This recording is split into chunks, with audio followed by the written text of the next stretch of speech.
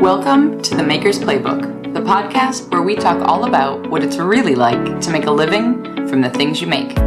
I'm your host, Rebecca Ikes-Kara. In this week's episode, I catch up with my friend and fellow wedding photographer with a pottery side hustle, Kate McElwee. We share how COVID has made us both unemployed for the first time in our lives, how pottery and other mediums bring us the creative exploration that we can't really take into weddings, and perhaps, of most interest to many of you, we dish a few secrets on how, as photographers, we absolutely simplify how we photograph our ceramic work so it doesn't take too much time. If you wish photographing your own work didn't take so much time, be sure to click the link in the show notes to get my at-home photography cheat sheet to help kick off speeding up your photography process. In doing so, I'll also send you my once-a-month photography tips specifically for ceramicists and makers. All right, Kate also shares what I think is one of the savviest solutions I've heard for getting that in-person feedback from possible customers, even though so many in-person markets are temporarily closed. So enough from me. Let's dig in.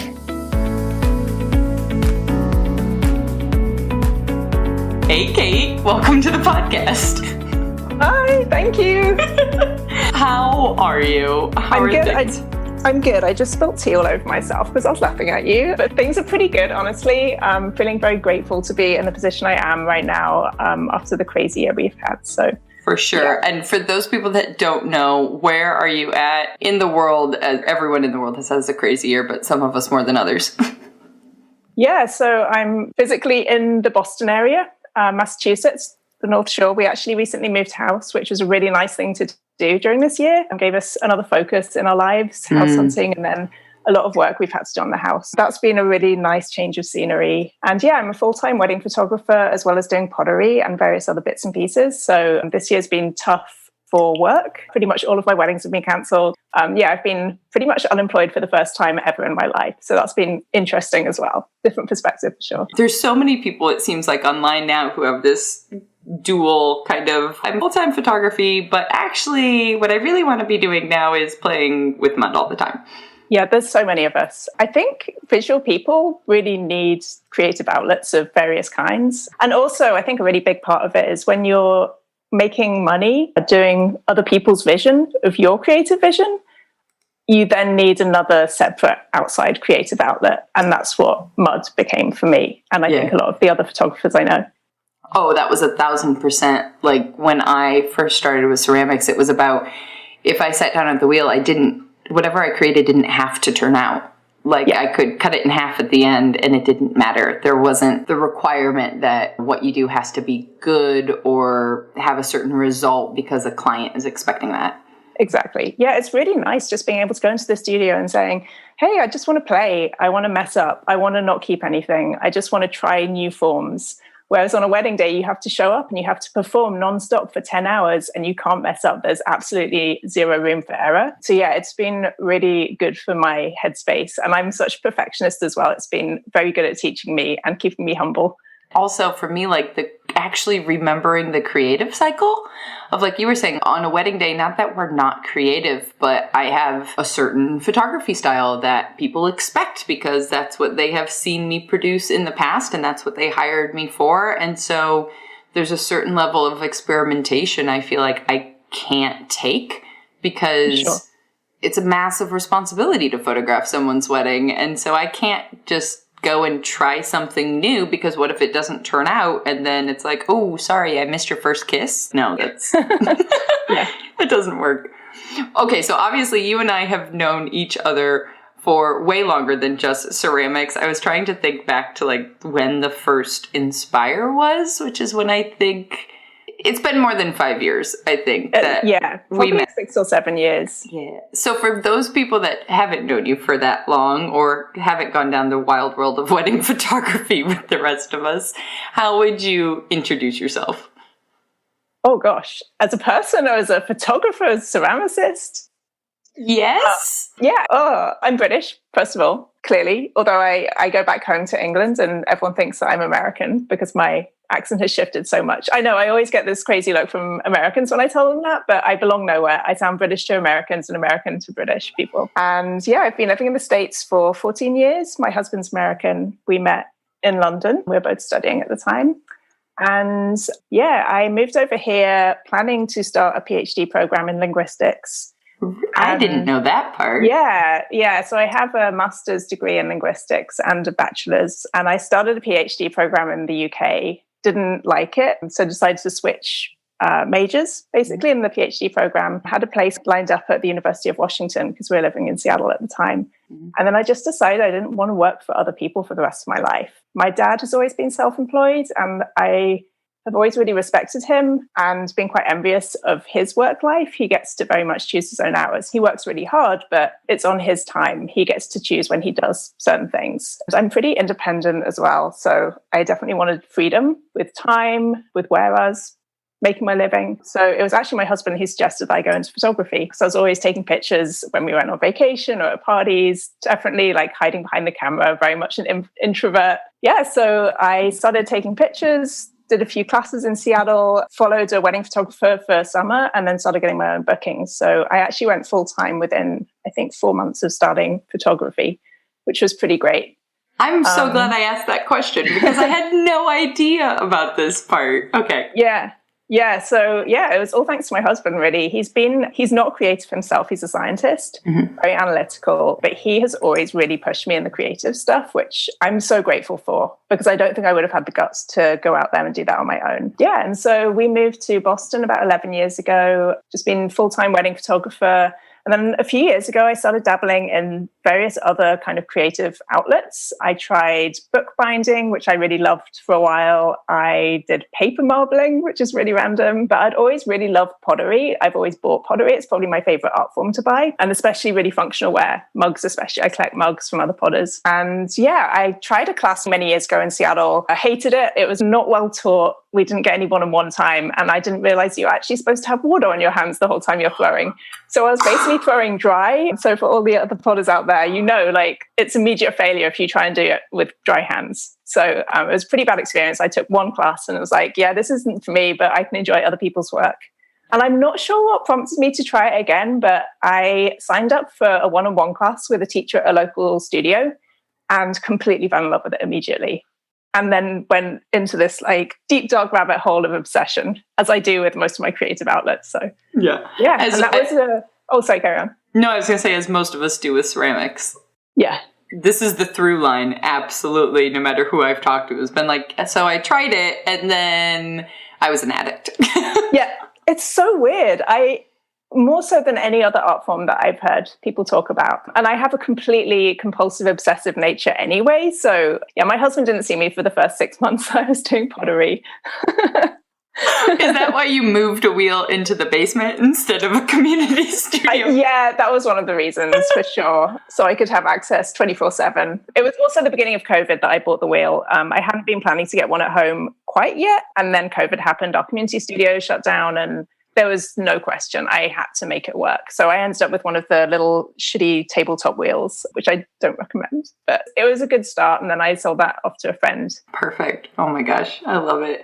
I'm not going to dive deep down the photography rabbit hole because I realize that's a whole different place, but it's just so fascinating to me how you came about it, because I always thought that you had a photojournalism background or something, because that's such a strength of your style photographically that I just thought, oh, Kate used to work for a newspaper and now she shoots weddings or something. I love that that's how it comes across. I've taken workshops in photojournalism, and I definitely have a really strong documentary ethos in my shooting style. That's definitely what I enjoy the most and what I think most people hire me for as well. But yeah, no, I'm basically self-taught apart from a few workshops here and there. I shouldn't say you and me both, because I have some lovely photography professors from college who may be listening, and thank you very much, Jordan and Steve. But you learn so much once you actually choose what field of photography, and I imagine this also is a through line for styles of ceramics when it comes to functional versus gallery, and you just learn so much more about a craft, I think, once you choose a specific route, and then how your style grows from that particular I got so much more specific about my own style when I picked wedding photography, especially as compared to the more like general projects that we did in undergrad. Yeah, for sure. So how has this, I don't know that it's a full transition because we're both still will be shooting weddings when those come back around, but getting more and more into ceramics and feeling this pull into a new medium, how has that kind of, let's use the word balance loosely, what's that look like for your own life and goals between how you want to be spending your time and just the realities of livelihood? Yeah, so I said jokingly to a friend really early on in the pottery starting out that I'd really like to spend 80% of my time making pots and 20% of my time photographing weddings. And I will probably always, even if that's how it turns out time-wise, I will always earn 80% of my income photographing weddings and 20% maybe, if I'm lucky, from pottery, just because it's so hard to earn a good living wage, especially in places like the East Coast. Chicago must be the same as well. Really high cost of living. Everything's so expensive out here. And it's just really hard to put in enough hustle to make ends meet with pottery. And I'm okay with that. I really enjoy having lots of different creative outlets and I get bored really easily. So it actually kind of works out well. I think I've been thinking about this a lot this year during COVID. I've had the time to think about it, where I want to put my priorities. And I think I want to keep it very much as a side hustle and try and get a little more back into it being just a hobby as well. So I'm going the other way from a lot of people. I think a lot of people are desperate to like quit their full-time jobs and go full-time pottery. And I'm the other way. Like I've been doing mostly pottery this year because I haven't had my main employment available to me. And I enjoy it more when I'm doing it for fun and making stuff for myself. And one of the things that really made me notice this was I started getting requests for commissions over the summer. I had quite a few come in a relatively short space of time. And I started working on these pieces that people had requested from me. And I suddenly realized that I was doing wedding photography, but in ceramics. Like I was no longer creating for myself. I was trying to fulfill other people's desires in my work. And it's just not how I fulfill myself. So I've started turning them down and just being more playful when I go down to my studio. And that's really important for me. And maybe that's partly because of COVID and we need to take good care of ourselves this year. But I think it's also like I'm basically a very selfish creative person. Like I want to be making what I want to be making. And isn't it funny how quickly, I don't know if it's just because, we've both been self-employed for so many years. And so it starts to eat into your brain as far as like you learn a new skill and start making something else. And so then we immediately kind of route to, right, I should start an Instagram account for this and I should create a website. And how do I monetize my hobby? Exactly. And then what that does to the creative process as far as not actually giving you time for exploration and experimentation and playing, like you said. Yeah, it's really hard if you've been running your own business for so long to not immediately go down the how do I monetize this route? Like it comes so naturally to me. And it's weird. I hate business. Like I hate the business side of my photography. I would prefer to be employed by someone else and just shoot weddings and then hand over the files and not have to worry about the editing, especially the emails and the meetings. Like I have no interest in that side of it. And yet at the same time, as soon as I get good enough at something where I think other people might enjoy it, I want to get it into their hands. Mm-hmm. And honestly, it makes you feel good.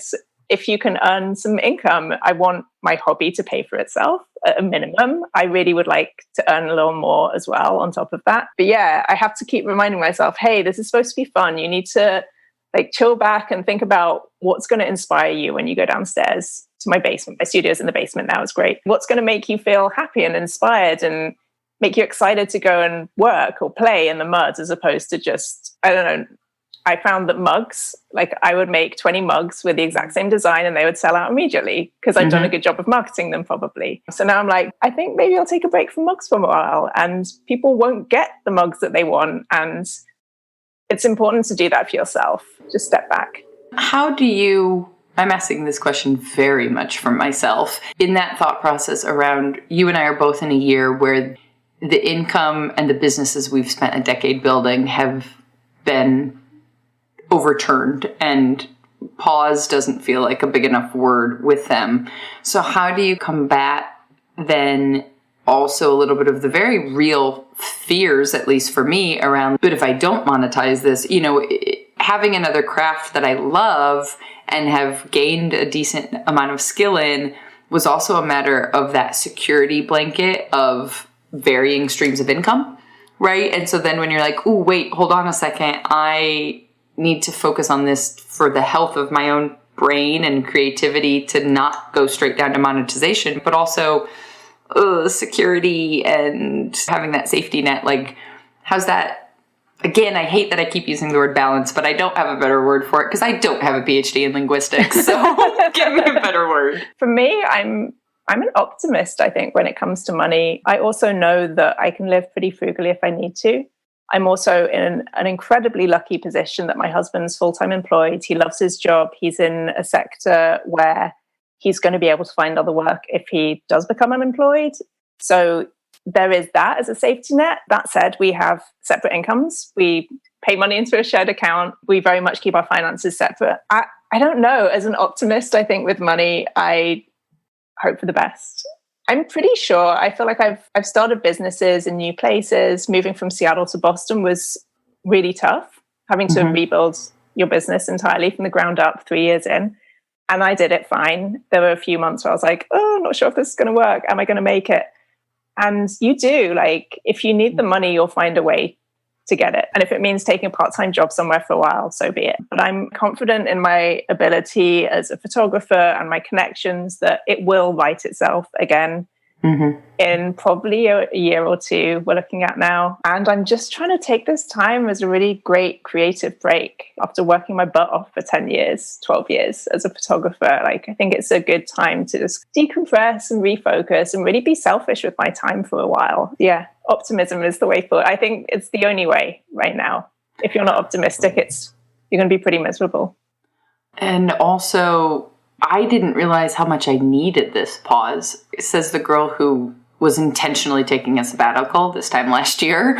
So like I knew, but what was supposed to be 3 months, which became more like 2 because the sabbatical was in Italy and COVID, that was like the tip of the iceberg in getting enough time to actually think and reflect on life and reflect on the business I had built and how that business was affecting my life for pros and cons both, absolutely. But then having this extended year of really having time to sit and think and reflect and look and go, right, okay, what's actually working and what's not. And even from a financial standpoint, I think a very weird blessing of COVID has been when things do get tight, it makes you take an honest look at where you were spending money and what wasn't necessary and didn't make any sense, and where you can kind of, and not just cut back in kind of an extreme frugal kind of way, but also just in, hey, how can I be more sensible and how can I simplify my life? Yeah, it's been a really good year for figuring that stuff out. Like, the stuff I'm really enjoying the most at the moment is my daily walk with my dogs around our neighborhood, looking at the ocean. Like, it's really cheesy, simple stuff like that, but I'm not into going out anyway. I don't drink, complete introvert, as I think I mentioned earlier. So I'm really liking the fact that I just get to be home in my scrubby jeans and playing in mud. I took up sewing as well because I was like, I think I need a second hobby. It's definitely a second hobby kind of year. So I'm obsessively throwing and obsessively sewing and just switching between the two at the moment. Yeah, I'm currently making myself a summer wardrobe. So I don't think I'll be spending money on clothes for the next few years. What? Yeah. That's not like, when you said sewing, I'm expecting like, I know how to crochet. I can make you a scarf, like a very low key, but no, you're designing structural functional clothes. It wasn't meant to be like that. I decided I'd try quilting first of all. I got really into that. And then I was like, oh, you can make little quilted bags. They're really cute. I'll make some of those. And I was like, oh, now I can put a zipper and stuff. That's one of the hardest bits of making clothes, right? So I found this class online, which is really amazing. You can basically watch these videos and this amazing teacher will walk you through making a skirt and then a top and then a pair of shorts or pants. So I now have 3 shirts, 2 skirts, a pair of shorts, and I think I'm going to tackle some pants next. Oh my gosh, I cannot wait to see these. That's amazing. So I'm spending money on fabric and threads and stuff like that, but I probably spent less than I would have done on a nice piece of new clothing. And I have all of this stuff. And I've spent all this time happily in my little studio, whirring away on my sewing machine, just feeling really good about myself and the fact that I'm able to create these things for myself instead of giving the money to the man, you know? So yeah, it's been a good year for just figuring out what's important in life, really. Well, I'm guessing and making a massive assumption that also was a part of you guys choosing to move and assuming it's one thing to be in the city versus out of the city. And you mentioned before we hit record, being a block and a half away from the ocean is clearly a big draw. But is that kind of all interconnected as far as the simplifying piece? Yeah, it is. I've been wanting to move out of the city for a long time. I grew up in the middle of the countryside in England, like literally 45-minute drive from the nearest big town. My village, my hamlet that I grew up in had 23 houses because I counted them for a geography project. So it was really tiny. We had a pub and a phone box and nothing else, no post office, no little corner shop. So it was like properly in the middle of the countryside. And I hated it when I was growing up, but I've been yearning that simple life and just going on countryside walks. But my husband has a job in science, so he needs to be pretty connected to the city. So we've had this kind of like back and forth, like maybe when we retire, we'll move back to the countryside, maybe in England, who knows? But yeah, when COVID happened and his company finally worked out that they could actually all work from home and still do good science and show up for meetings and put in the work. I think he probably works harder now than he did before anyway. And I think that's the same for the rest of his company. So things have definitely become a lot more flexible. And that was the point where he was like, okay, yeah, we can move to a place with a worse commute for me, finally. Nice. And 40 minutes isn't such a bad commute. It's really not that bad. By Chicago standards and Boston traffic standards for that matter. Yeah. I mean, it's 40 minutes in COVID times, not during rush hour. It's probably like an hour and a half during rush hour, but yeah. He can listen to wonderful podcasts that happen to feature his wife. Like, it'll be great. Getting back to the ceramics bit, because we can catch up on life for hours, I'm sure. You've had the photography business going on 12 years now and kind of always had like an inkling towards other crafts. But when did you start digging deep down the side hobby? Yeah, it was May 2019. So coming up on 2 years. And do you remember at what point you started like posting separate? Because obviously I've known you via like your photography online existed, and we both had this platform, I think, where like we're posting mostly photos of our clients' work, but then all of a sudden it was like, oh, by the way, here's a pot randomly. But then at one point we both jumped to having a separate space on the internet for all things ceramics, which always feels like a very official. It does. You have to be ready to take that huge step. It's really weird. Like, I thought about it. I was like, do I have enough good pictures yet? Do I have enough good work that I can like have an account and not feel completely ridiculous? I'm pretty sure it was that August. So like 3 months later. And the main reason was I was starting to post more pictures on just my regular Instagram account, not my photography one. I now have 4 different Instagram accounts. It's ridiculous. No sewing one yet. Yet. Operative word being yet. But yeah, it was definitely a decision that was partly controlled by like how much work I'd produce and if my pictures of my work were good enough to feel like I could have a legitimate ceramics account. And I was really torn about how to name it as well. I was like, do I go with pottery or ceramics or just like my name? It was really... I spent a lot of time thinking about that, and I decided on ceramics. I'm not sure why. I think because it sounded maybe more official, and I've deeply regretted that ever since. So I was Kate Mac Ceramics for, I guess, a year and a half, and I just switched it. So it's now Kate Mac Makes instead of Kate Mac Ceramics. So you don't need a separate sewing one. Make it easy on yourself. I was like, then I can share other stuff. I can share more about my dogs, and I basically like taking pictures of my dogs and stuff I've made. So it's like that kind of fits in with all of that stuff.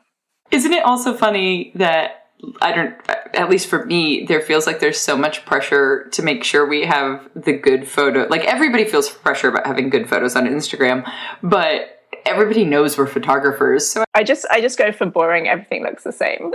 I take the easy approach. I would love to be able to style stuff, but I've never been good at that side of photography. Like, style detail pictures at weddings, they always still, after like 12 years of photographing, I still freak out about doing the detail shots. I hate it.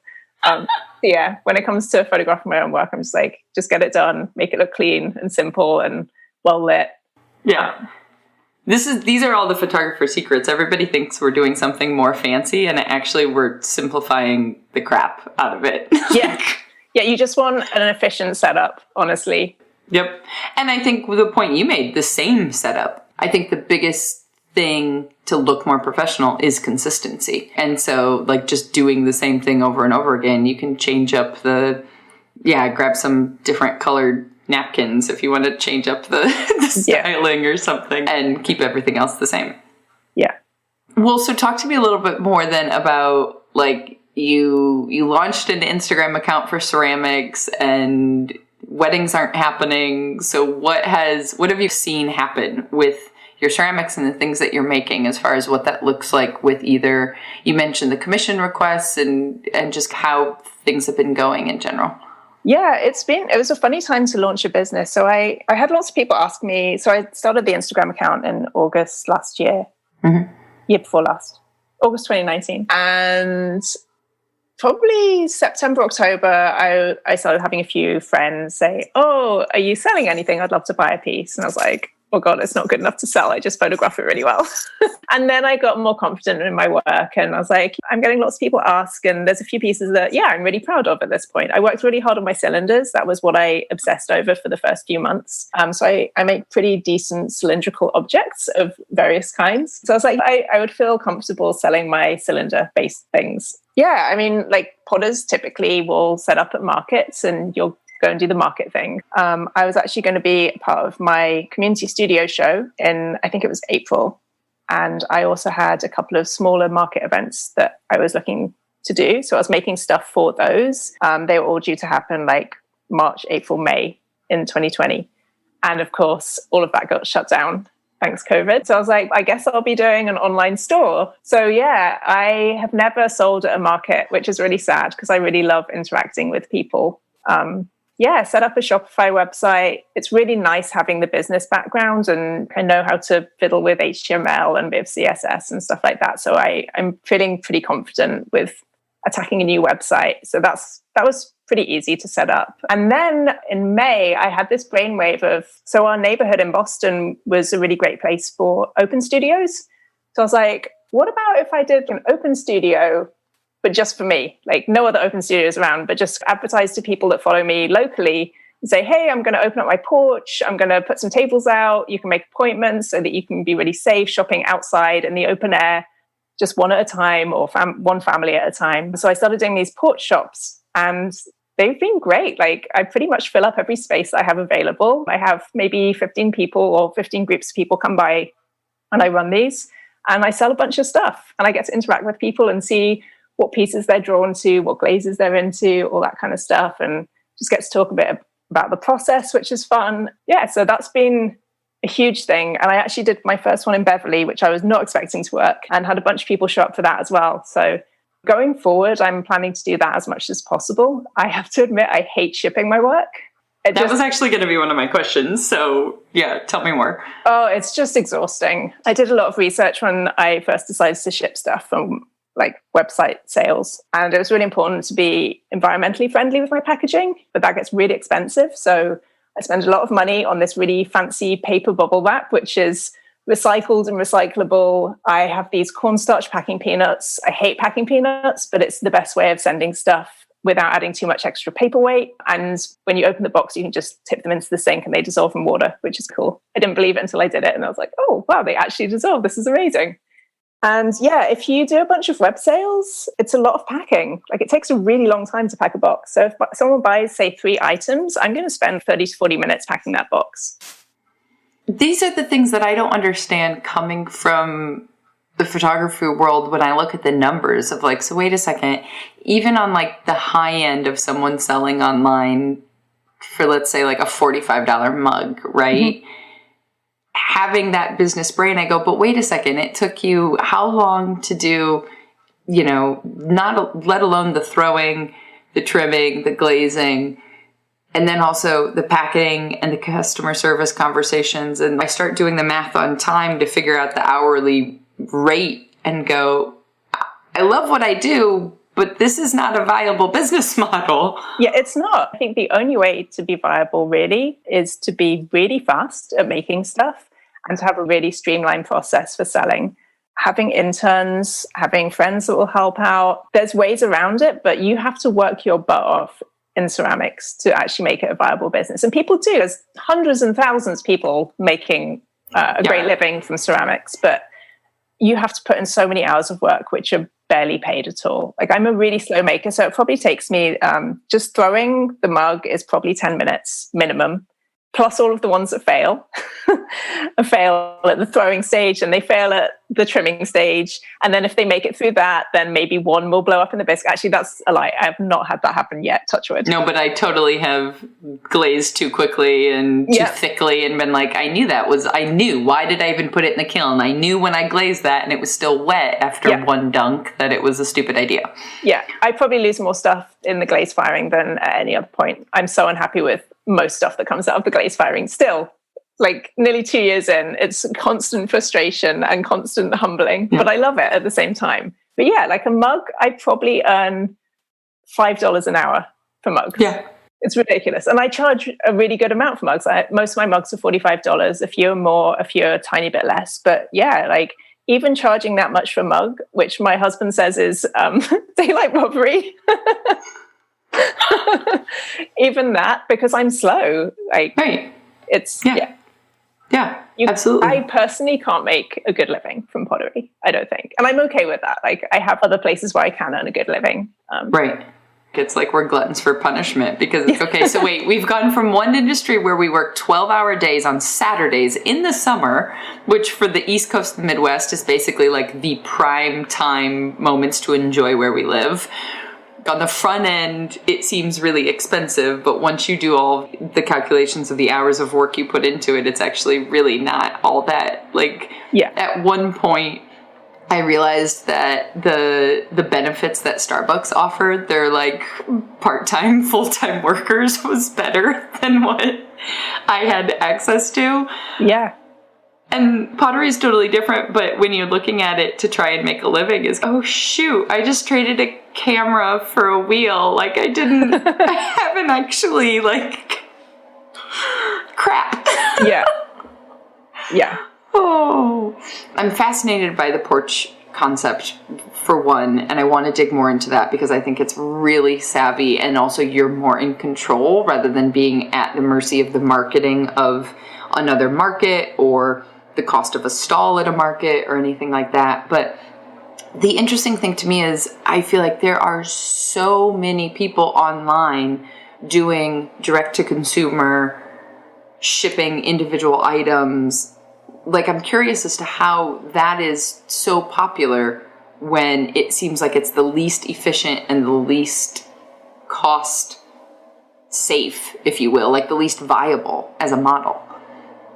Yeah, I know most of the potters I know who are full-time from my old studio, they would do everything. So all of the markets, they would also do online, like any opportunity. And that was really the only way they could make a full-time living doing it. Because I'm not looking to do that, I'm just trying to figure out, like, what do I enjoy the most? So the porch sales for sure, but I would say like 80%, if not, no, maybe 90% of my customers are not local. They're not in New England. They're West Coast, they're Midwest, they're like pretty much anywhere else. So I will continue to do both for sure. But yeah, the porch sounds really nice. And I highly recommend it. If you live anywhere where you're surrounded by other people, like, introduce yourself to your neighbors.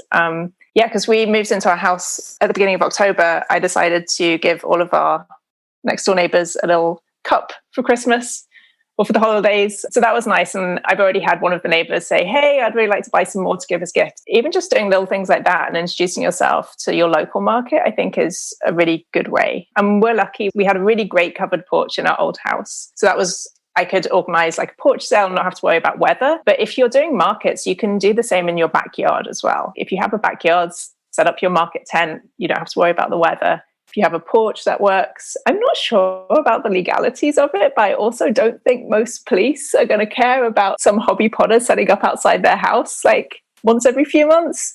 I think it is a really interesting, I haven't seen many other people doing that. I've seen a lot of other markets who have maybe done extended, okay, we're going to have 10% of our makers who would normally be in this space be present, and then have different makers each weekend, or spread something out to do the social distancing thing over the last summer. But what you've done is taken it into your own hands and been like, I'm going to control this situation rather than wait for everybody else to figure out a solution. Yeah. I don't know where the idea came from. Everyone should do it if you have the opportunity and ability to do it. Like, it's really fun. And like right now, people are desperate to do stuff. They're desperate to support local businesses, which is really nice. It's a great time to capitalize on that. And yeah, just having something to do on a Saturday afternoon when you can't do anything else. Like, it's a really safe thing to do because you're outside the whole time. Yeah, I highly recommend it. Maybe a pre-Mother's Day porch sale. There you go. Yeah, that'll be my next one for sure. I like that. And also, I think people are less bothered by driving the extra 10 or 20 minutes somewhere because, again, it's just a reason to be out of the house. Yeah. Yeah. You mentioned that you decided to set up a Shopify site when you decided, okay, I'm going to sell things online. Is there any reason that you went the Shopify route over Etsy or over other platforms? Yeah, it's the control freak thing again. I like to be in control of my business. Yeah, Etsy, I think Etsy was amazing many years ago, and I think it's still amazing for some people. I think the chances of just being found on Etsy, which is what it should be good for, I think those are minimal now because there's so many people putting their work out there. So that key benefit of Etsy, of you'll just get random people coming across your stuff, I don't think it really exists as much anymore. And then it's not the prettiest platform. Like, you don't get to control the whole look of it. And I really wanted a site which was cohesive. I didn't want to have a nice website with some nice pictures and then send people off to Etsy and have them get lost in everyone else's work. So yeah, I really like Shopify because you have a lot of control over the branding. They have a ton of really great free templates that you can buy, which are really easy to set up. You don't have to do anything, or you can make little tweaks to make them more personalized. I actually bought a theme. I feel like it cost me maybe $90. And one of the benefits of that is there's going to be fewer people using the same website theme as you. This is coming from a photography background where you want to be different from all of your colleagues. So you shop around and try and find templates for your website that not 20 other people in your region are using. So you redo your website once a year or once every 6 months if you're anything like me? Yeah. Yeah, I used to. I don't anymore. I'm very lazy with the business stuff. I stopped. But yeah, Shopify is pretty simple. There's a lot of control if you want it, but you don't have to tweak much stuff. And then they have a built-in shipping calculator, which I think for most things is great. For ceramics is really hard. So the first online sale I did, I used their shipping calculations. So you'd plug in the weight of the object you're shipping, and you'd plug in different box sizes that you'd use, and then it would calculate the shipping amount and then pass that charge on to your customers, which is really great. Mm-hmm. But because ceramics need a lot of padding and protection in the box, I didn't factor that in when I was calculating shipping through Shopify. And I ended up really losing a lot of money from shipping, partly in the packaging materials cost, but partly just the extra cost that dead space in the box was causing. So I now do a flat rate. I charge $12 shipping, which is really high. And that covers people buying 2 items. They have a flat rate. So they can buy 20 things or they can buy 1 thing and still pay $12. But for me, I'd say the average person buys 2 things. So that's covered. The people who buy 5 mugs, one of my friends in Seattle bought 5 mugs from me, which was awesome. So it's really nice. I get to package 5 things in the same box. I lose money on the shipping for that, but she gets all of those and it's increased my sale. Like, she probably wouldn't have bought all of those because, yeah, it's the weird, like, when we're shopping around and looking at shipping charges, like, we're more likely to buy more things. Right, yeah. So it works pretty well for me so far. I'm sure I've scared people off because it's horribly expensive, but I don't feel bad about it. Like, I spend a lot of time on the shipping.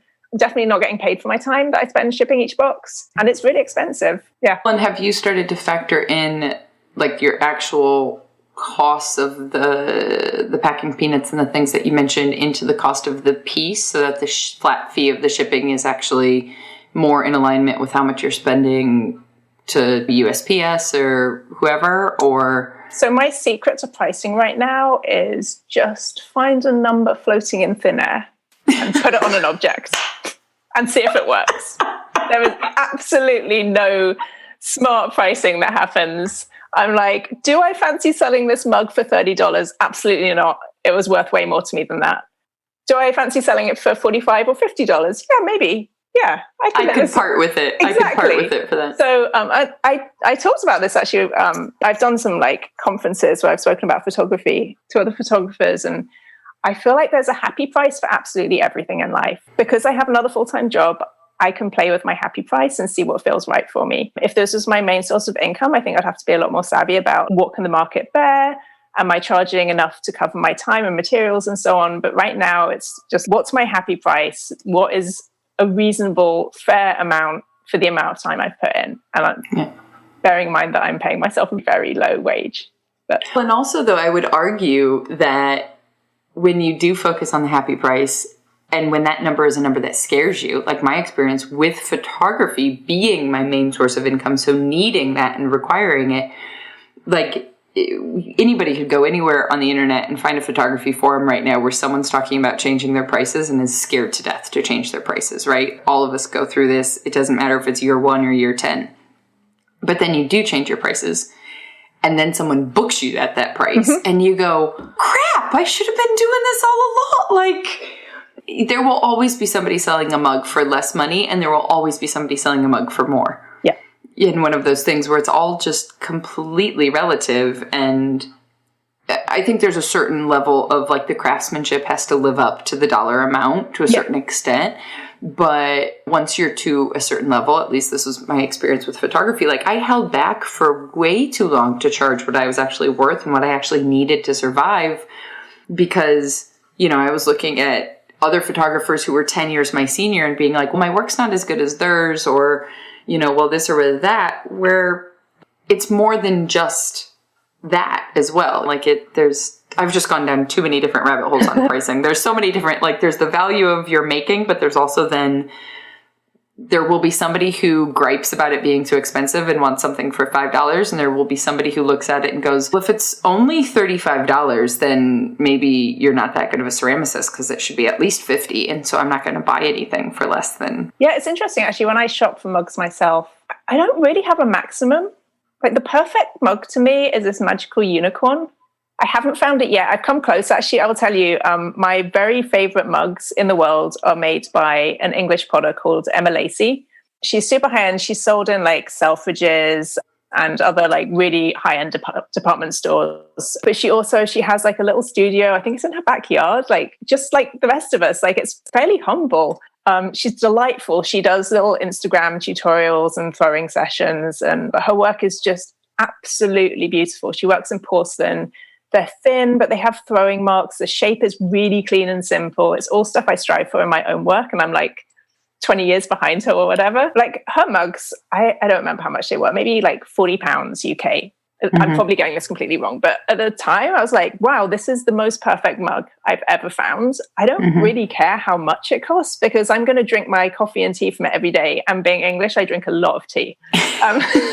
That is one thing. I haven't been back to the UK since it's been 11 years now since I lived there. And I told my mom before I came home that I absolutely needed an electric kettle because they're not normal here. And it is one thing 11 years later, I still absolutely have my kettle and tea on a regular basis. I have to give you a hot tip. This goes out to all of the coffee and tea lovers out there, especially tea lovers. If you drink the amount that I do, which is literally a gallon of tea a day, not even black tea, just herbal teas. The upgrade from the electric kettle, once you have the finances for it, is the water heater.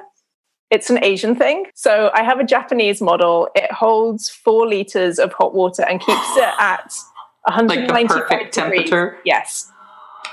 I refill it once a day because I get through so much. Like I drink 4 liters. 4 liters. Oh my gosh. Okay. But yeah, it's life-changing.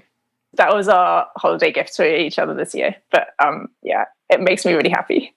Noted. Okay. Sorry. Pricing. No, I completely interrupted because I was like, wait, hold on, let's talk about tea for a second. Just talking about that, there's so much psychology around the pricing. Like I am not a big clothes shopper or anything. And so when there's something that to me, I perceive as being expensive from a clothes standpoint, but like there's a sweater I have that I bought, like a friend of mine convinced me to buy, I don't know, maybe 4 or 5 years ago. And I wear that thing constantly. But it was more than I would have paid for a sweater from some cheap shop somewhere. But I still have it 4 years later, and I wear it like that's the go-to thing that I wear if for some strange reason I want to look nice during COVID. But yeah, it's the same idea. Like, when you invest a little bit more in something, you appreciate it more, you use it more, all the things. I don't know. Yeah, I think it's quite nice also just being able to react against my husband, like, how much are you charging for that? Yes, I charge that much, and it's worth it. And look, I just sold 10 of them. It's great. It makes you feel really good. I love it. I love it. And I'm still only making $5 an hour with it. But truly, though, there obviously is a mathematical way to figuring out pricing, right? You and I have both done it for photography in the sense that you can look at it like, how much do my materials cost? How much does the packaging and the shipping cost? Factoring in all of your hard costs and cost of goods, but then also not forgetting to look at how much time does it take me to make this piece, not only in the throwing or hand building, but in trimming and glazing and packaging it up to be shipped and driving it to the post office, etc., etc. And then there's a little equation to do depending on what your goal is as far as the salary you need or want to make every year and how many hours or weeks you want to work. But at the same time, there's this certain amount of market tolerance, right? And that's the problem that everybody goes to first, that I see. And market tolerance being that space where, what I think is expensive after living in Chicago for over 14 years is very different than what my parents think is expensive, living in a relatively small town in Illinois. But if you're marketing online, well, who's to say what the market tolerance is, right? You can't really focus on that as much as, what do I need to make in order to provide for the life I want to live? I have nothing good to add. I do not have the answers for this. I think every artist, every small business person is going to really struggle with pricing. I think you have to be open-minded. There's so many potters. I don't know if you're in the Facebook group Clay Buddies. Yeah. It's a really great resource. I go there a lot whenever I have a question about anything ceramics related. But there's so many people on there who don't seem to value their work. And it makes me really sad. And I think there's so many potters who are like, I wouldn't be able to afford it, so therefore I shouldn't be charging. And there's different ways of looking at that. I understand, like, you want to make your work accessible to people of all income brackets, but I think there's other ways to do that as well. I think you can choose to gift stuff to people. I would much rather, personally, charge a really good amount, like $45 for a mug, $30 for a cup, something really simple. I'd rather do that and be able to gift stuff to people who will really appreciate it instead of charging a lower base rate to everybody. But that's just one way of looking at it. Yeah, absolutely. Oh, I just had this like guttural memory of a moment when I was probably about, 5 years into the photography business or so, and so at that cusp of finally just starting to charge something viable and realizing I had gone downtown that morning to volunteer for one of the organizations that does some of the dry packaging of meal things that can be shipped to various places. And there was a whole team of us that had volunteered for the morning to do that. And I walked past the cafe that I used to work for in the first 2 years of my business, where I got up at 4:00 in the morning to go make people coffee, because that was at a time when I wasn't charging enough to be able to survive off of I had to have this other job. And it dawned on me that if I still was charging the amount that I could afford myself, or actually it still wouldn't have been the amount that I could afford, but if I was still charging that rate, I would have still had to be working at that cafe, which means I wouldn't have been able to volunteer my time to support a cause that I believed in. Yeah. And it was just this moment of if we take care of ourselves, it then frees us up to help take care of other people. Yeah. Yeah. It's been really nice actually this year being able to support other small businesses. I've tried to focus all of my money this year into small businesses whenever there's been that opportunity, like buying gifts for other people. If I'm not making it myself, I want to be buying from a small business. Being in that position is because I'm charging my worth for the creative outlets that I have. Yeah, I think it's a really great way of looking at it, especially if you're feeling a little paranoid about charging too high, as a lot of artists do. I don't have that problem. I'm very happy charging high amounts. But it took me a really long time to get there. Yes. Oh, it took me at least 7 years. 5, 7, something. Yeah. You have to have a bit of a thick skin, I think, too, to just be like, cool. We spend our money on what we value. The number doesn't actually matter, because you can have people you can be in a lower socioeconomic bracket, but if you value vehicles, then they've got a brand new car that might be worth more than a house. And on the flip side, you can have somebody who makes millions of dollars who goes cheap on whatever. The only example I'm thinking of is way too heated to start a political conversation now, an hour into our conversation. So people can fill in the blanks here and figure out, like, I'm sure there's an example in everybody's mind around, like, it's all just relative, I guess. Yeah. So what is next in store for Kate Mac Makes? I got to get it right now. This last couple of weeks, so I finally got my studio set up in our new home, which is really exciting. I'm down in the basement, and it's a really beautiful walkout basement. So I have 2 big windows, so I can watch the squirrels right outside the back door. It's really nice. So I have this little space. I've got a little heater in there, so it's bearable to work in there. And I've just decided for the next few weeks to be really playful. Like, I go down, I think about what I want to create, what I want to practice, what I want to work on. I really love being a beginner. I think that's why I've taken on so many hobbies over the years, because I really love the excitement of being a beginner.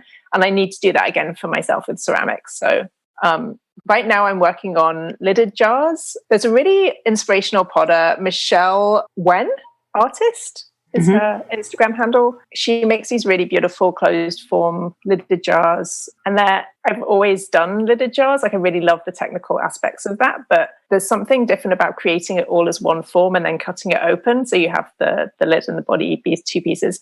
And she does really intricate, like, little knobs for the top of her jars. And I've never done that. So I'm playing with that at the moment and just trying to see what other shapes I can bring in. So that's fun. It's really challenging. It's really hard. Trying it with tiny amounts of clay, with bigger amounts of clay. I also really need to get over the 2-pound hump that I've given myself. Like, I only throw small things, and it'd be really nice to be able to make a 5-pound bowl one day. But I'm never going to get there if I keep throwing like 1-pound lumps of clay. It's an English-sized cup of tea, not an American-sized cup of tea. Oh yeah, all of my mugs are at least 14 ounces minimum. And I make big mugs. I think that's another thing where I differentiate myself. I have really huge mugs in my shop. Love it. But yeah, I just want to play, be creative, be free. I'm taking a break from mugs. I'm sure I'll make a bunch right before my next shop update, because they are such great sellers, and I have a bunch of people waiting for one of my glaze lines right now. I don't want to let people down, but I also, now is time to be selfish and just create, to keep my head clear and calm. And yeah, we just have to take care of ourselves at the moment. And however that works for you, whether it's making money because you need the money right now, or whether you just need to keep a really peaceful, calm headspace, like, yeah, I just need to be happy and mess things up and experiment and play. I think that's the best way we could possibly end, because I think that is hopefully what all of us will have learned from last year and carry with us into this brand new year. Yeah. Thank you so much for your time. We've said it a few times, but just to be clear for everybody on the internets, where can everybody find to check out your work? So my Instagram is the best place to find me. I've been taking an Instagram break for a few months, which has also been really good for my headspace, but I will try and come back soon. But I'm at Kate Mac Makes. And then my website is katemaxceramics.com. That may also change at some point. We'll see. But you'll put a redirect in there. So. I will. Perfect. Thank you so much, Kate. And we will wrap it with that. Thank you, Rebecca. As always, if you enjoyed this episode, it would mean the world to me if you take a minute to subscribe and leave a review. It's my hope and dream to help as many makers out there build businesses that support the life of their dreams, and I can only do that with your help. Also, if you want to be sure to never miss a week of the Maker's Playbook, you can sign up for notifications at the link in the show notes. By doing so, you'll also get access to my monthly photography tips specifically for makers that I don't share anywhere else.